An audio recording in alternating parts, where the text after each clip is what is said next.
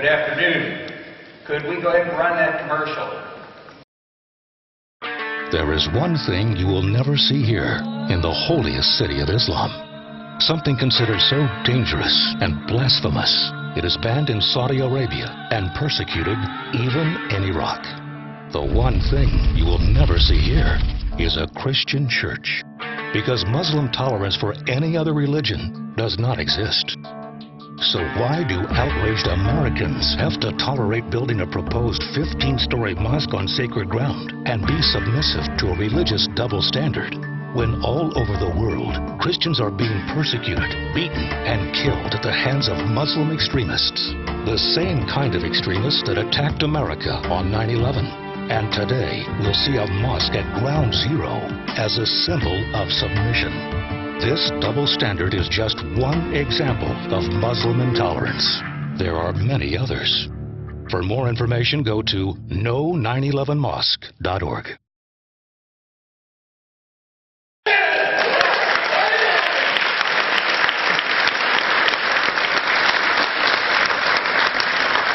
That is the commercial that our organization has prepared in response to the construction of this alleged mosque on ground zero. And before I begin, I'd like to put about 24 hours of news out in front of you. There has been a bomb at a Danish hotel. It turns out that an individual was making letter bombs in order to send them to a Danish newspaper. Molly Norris, who is a cartoonist in Washington State, on the advice of the FBI, has changed her name and gone into hiding. She was the cartoonist who began the Draw Mohammed Day. 5 individuals have been arrested in the UK, Algerian street cleaners, who were hatching a plot to murder the Pope, assassinate the Pope during his current visit to the UK. In the last 24 hours, 2 Buddhist brothers, or a father and son actually, were shot down in Thailand by Islamic extremists. 3 cops on their lunch hour were murdered in the Philippines. 2 children were killed in Afghanistan, and this doesn't include the attacks on NATO troops in Afghanistan, in Pakistan, and in numerous other places. That's just 24 hours. So, with that in mind, let's talk about this New York mosque. Well, the question we face is, should a giant edifice to Islam be erected at ground zero?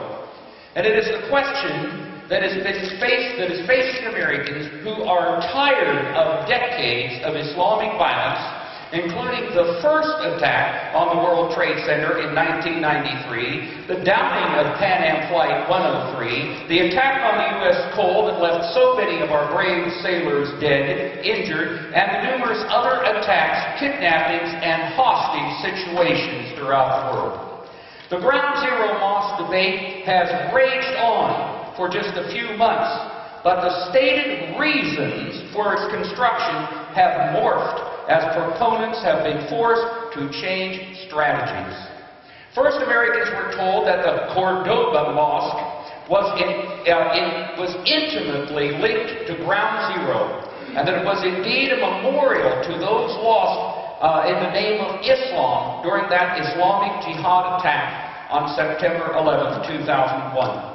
As the overwhelming majority of 9/11 families voiced their opposition, the story changed. Suddenly, it was out of sight of Ground Zero and had nothing to do with that hollow ground. As more pressure built against it, President Obama and the mainstream media declared that the construction was an issue of religious liberty, of religious freedom. Then the real owner of the property came forward and proclaimed that it wasn't a mosque at all. Now I want to stop and address for just a moment President Obama and his concept of religious freedom. All of a sudden he can use those words. For his first 2 years in office, he never mentioned religious freedom or freedom of religion. He referred to it as freedom of worship. In fact, he directed Secretary of State Hillary Clinton to refer to the guaranteed freedom of religion that we have in the Constitution as freedom of worship. Now, what is the difference between religious freedom, freedom of religion, and freedom of worship? Well, the Muslims and the Muslim nations and the International Organization of Islamic Nations want to call it freedom of worship. Because in their view, that's what religious freedom is. You see, in freedom of worship, you're free to go to your church or your synagogue and worship. But you are not free to discuss your faith, to try to convert others, or to proselytize for your religion, but you have freedom of worship. My friends, there is a huge difference between freedom of worship and freedom of religion. As long as we were talking about Christians and Jews, Secretary of State Hillary Clinton and Obama wanted freedom of worship. Suddenly, when it came to the construction of this mosque, they were willing to have religious freedom. As a final twist, by the way, to this whole story, with so many against this, we are now told that now the mosque must be built at this location or there is going to be worldwide violence. Does this sound like a bridge to better understanding between faiths? Hardly. Well, I want to go back and look at the real history of this Islamic project at Ground Zero. The project began as Cordoba House. Now, many of you already know that Cordoba was the capital of Spain while that nation was under the subjugation of an Islamic caliphate. The period is viewed, by the way, as enlightened by Islamic scholars and the useful idiots that teach at our major universities in the West. Actually, during that period, Jews were made to wear special clothing. Indeed, that's where Adolf Hitler got the idea for Jews to be forced to wear the Star of David. And both Christians and Jews received second-class dhimmi status that required paying of a tax. All property, including wives, were viewed as being rented by paying the tax. Church and synagogues were allowed to exist, but could not be repaired or replaced. It was a time of repression, not of enlightenment. Now, by the way, this still goes on today. In fact, recently in Egypt, a brand new Coptic church was bulldozed down.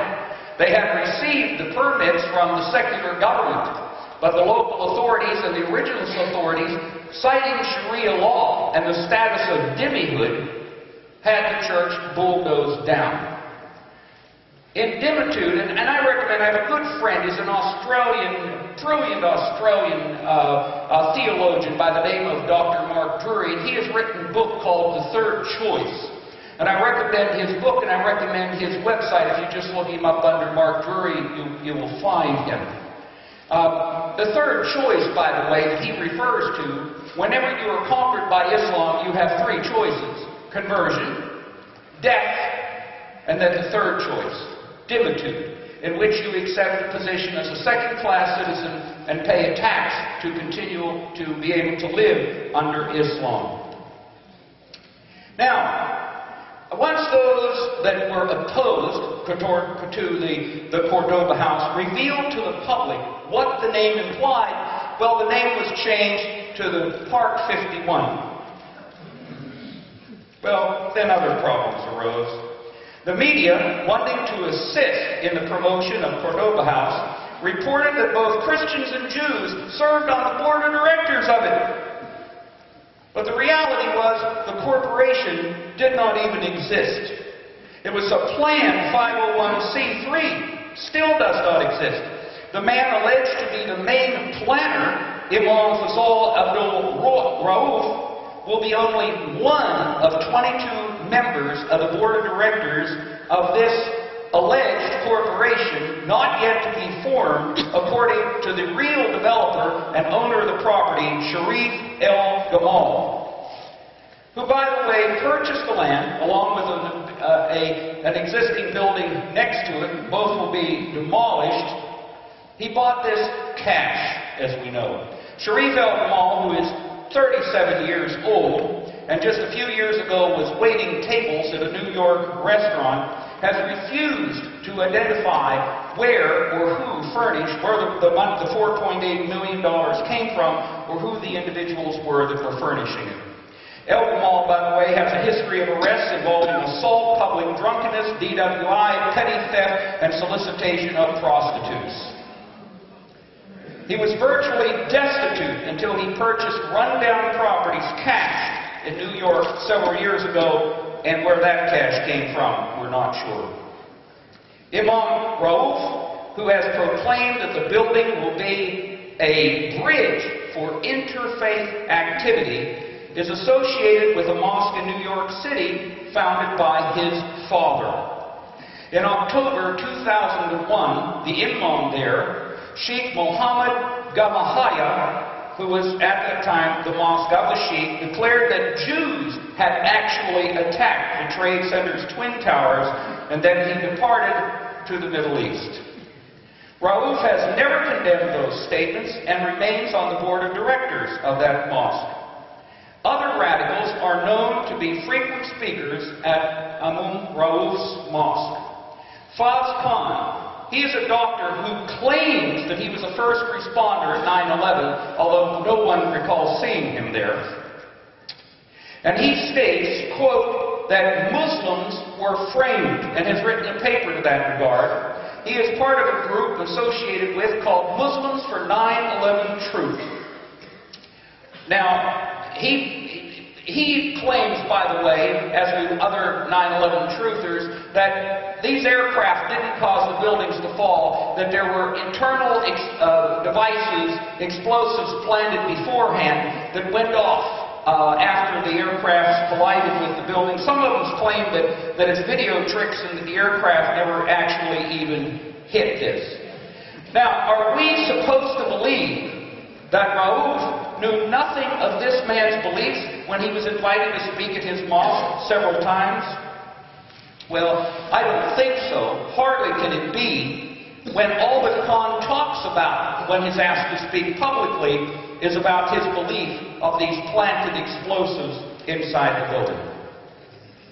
Now, by the way, at the height of this controversy, Imam Fazil Raouf was not available for comment, because at the time he was in the Middle East in the employ of President Barack Hussein Obama and Hussein Obama's State Department. He was there teaching those in the Middle East, quote, the role of religion in American society. Please note that Christian pastors and Jewish rabbis are not paid by the State Department to talk about or discuss the role of religion in America because of, guess what? Separation of church and state. That's right. Raouf was chosen by the State Department for this task because of his moderate views, which consist of the support of Hamas and Hezbollah, his declaration that the United States was a co-conspirator in the 9/11 attacks, and of course, also, he stated that, yes, he was in favor of the Israel-Egyptian peace accords because the Muslims needed time to strengthen themselves to later destroy Israel. He also has stated that Israel cannot exist as a Jewish state, that it has to be a majority Muslim state within which Jews live.